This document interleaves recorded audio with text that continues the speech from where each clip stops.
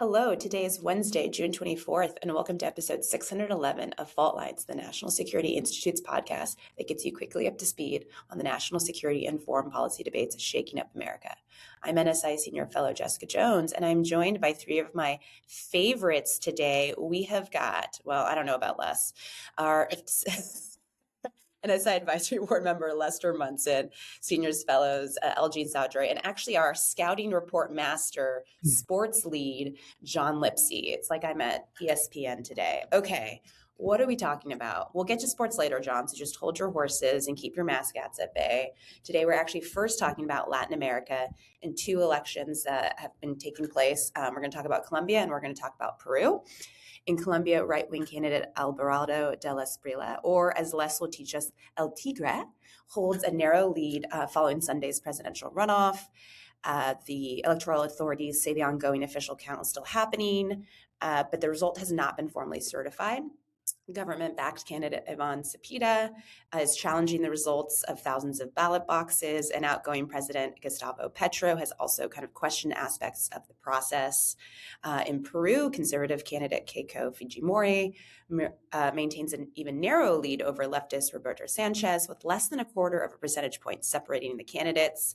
Keiko is part of Peru's most influential and polarizing political dynasties. Its patriarch, was a former president for over a decade, but she would be the first female president of Peru. So no glass ceiling there, guys. Okay, so we've got two elections, we've got contested results, no official certifications.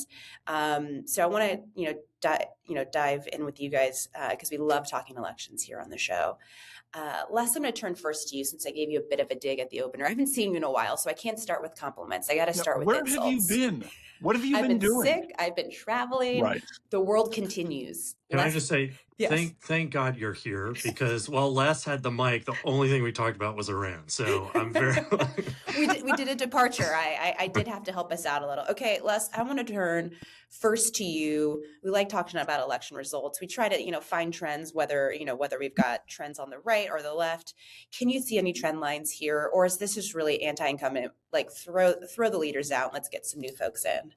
I don't know. Yeah, I don't know if it's that. Trends, we could think about what's going on in the UK right now with Keir Starmer on the outs and a new guy coming in. It's going to be their 7th prime minister in 10 years. The vaunted stability of the UK is now at risk. They look more like Italy than the England of our memories.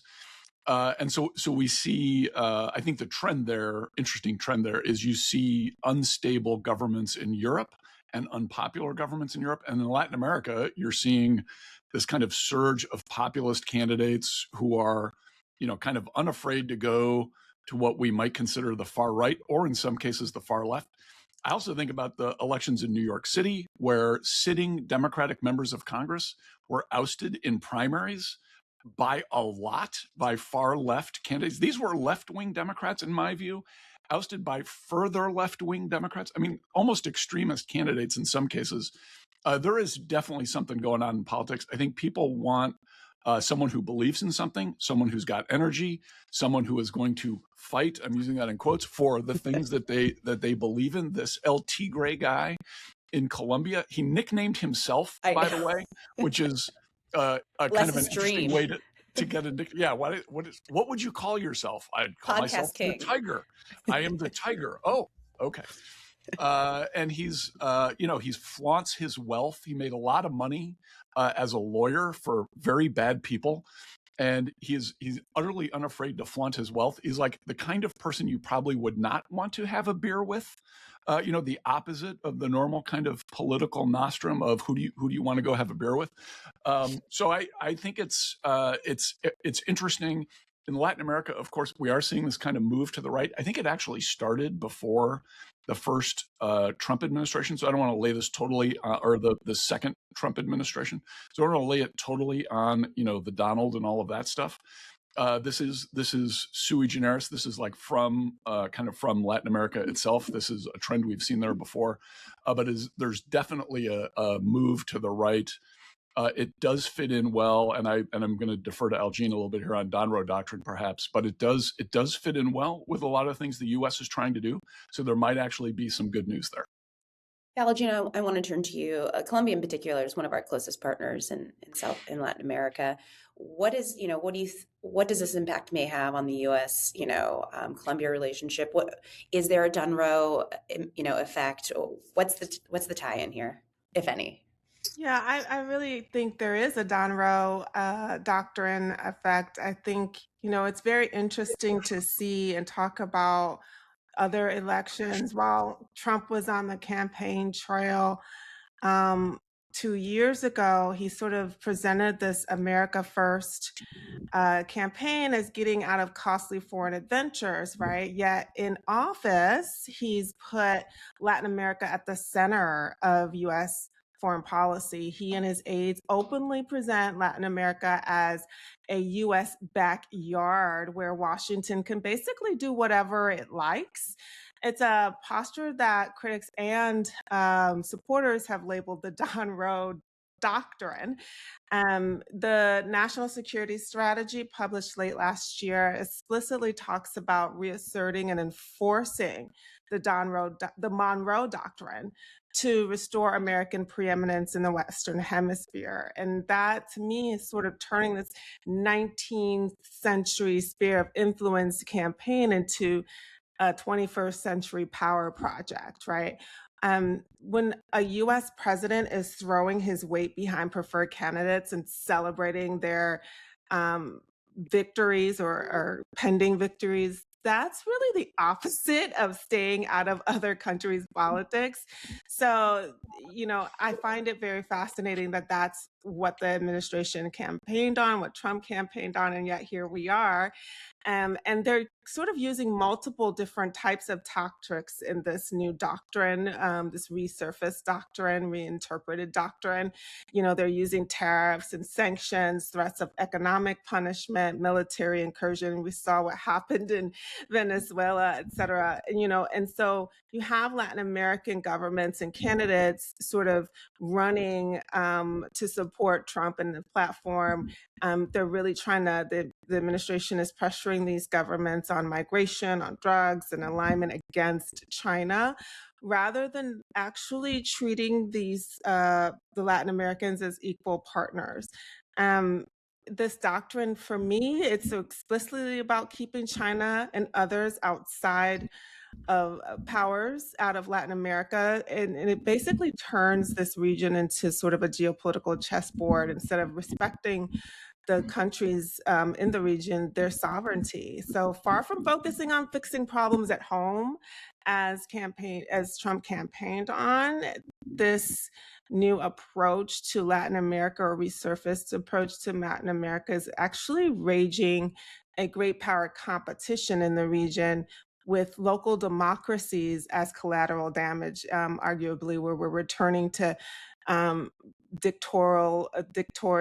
dictatorships within the region, really supporting these types of candidates that are, from a long legacy, as you saw in Peru, for example, of extrajudicial killings, of undemocratic activities. The current leader, the right wing, her father in Peru, previously was jailed for extrajudicial killings and human rights abuses. So we're returning to this age where that's okay, so long as you're aligning with Trump. I think that's really dangerous.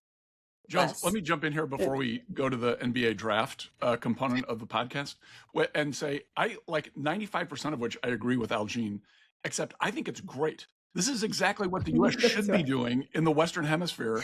Get involved locally, fight China off, support candidates, make it clear what we're looking for. This is fantastic. We've been ignoring the region for way too long. Both parties, Democrats and Republicans, but one of the virtues, and there may be only a handful of them, of this administration is they've got a good policy in Western Hemisphere.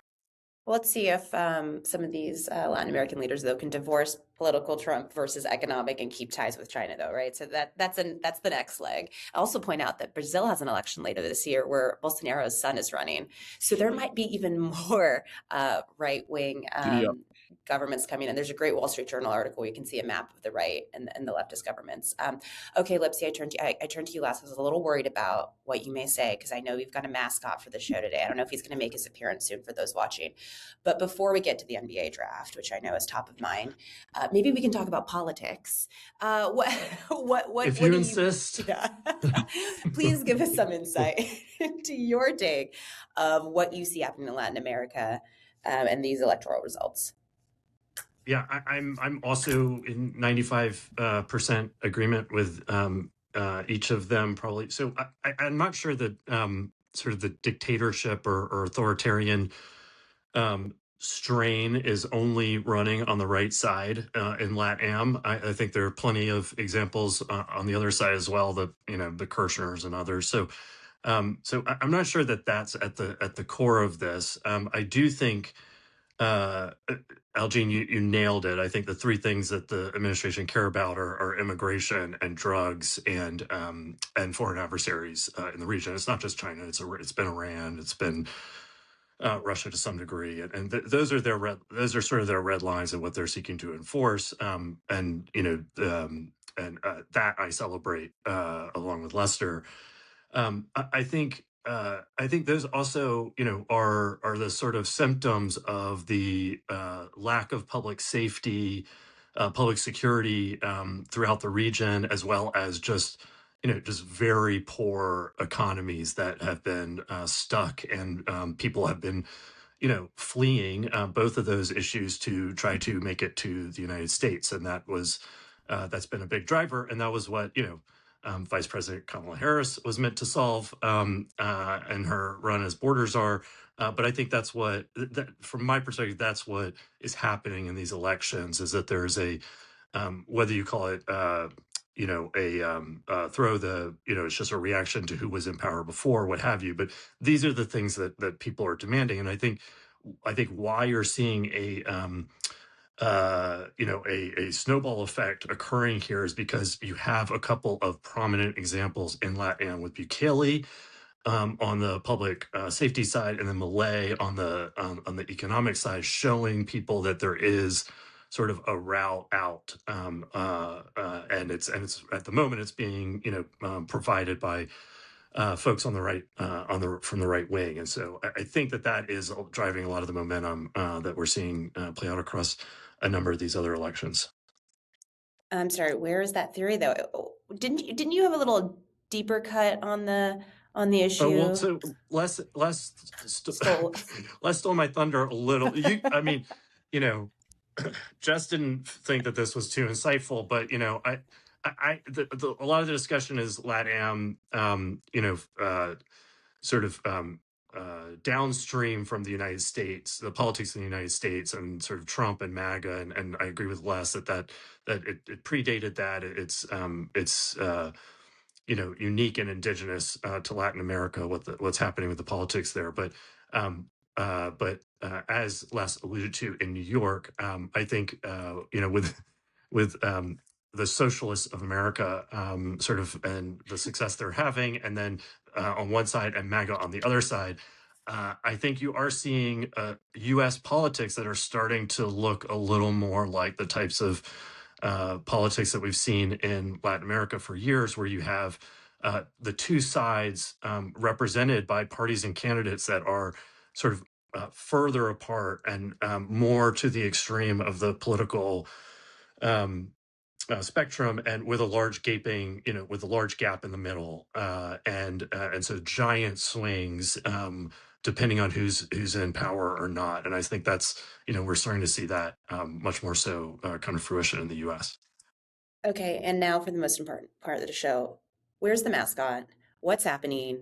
Who are the wizards? There we go. Gee Whiz is here and ready. For folks, if you're not watching the YouTube channel, first of all, you should be watching the YouTube channel. If you're on the podcast, John has a doll of the Washington Wizard. A doll? A mascot. A fuzzy, I don't know, whatever. Very good. It's not the actual mascot. It's a... Yes, we don't actually have the official mascot of the Wizards on our podcast this morning. Good call, us. And why are we celebrating this mascot today? Okay. So for for anyone who has just had their head in the sand, the NBA draft was last night. The Washington Wizards had the number 1 pick in the draft in what is widely considered one of the strongest, deepest, most talented drafts in a long time. And they took AJ DeBonsa, a 19-year-old out of BYU, just finished his freshman year. This guy is a superstar, and I am here to get you ready for what's about to happen in Washington. You're the John the Baptist for AJ DeBonsa. That's right. That's Yeah. right. Great. So, okay, bear with me here. I'm about to get you up to speed. Okay, so AJ, like I said, 19 years old. He's from Brockton, Massachusetts, so Boston area kid. All right, East Coaster, notwithstanding he went to BYU. His parents are immigrants. His mom's from Jamaica. His dad is from Congo.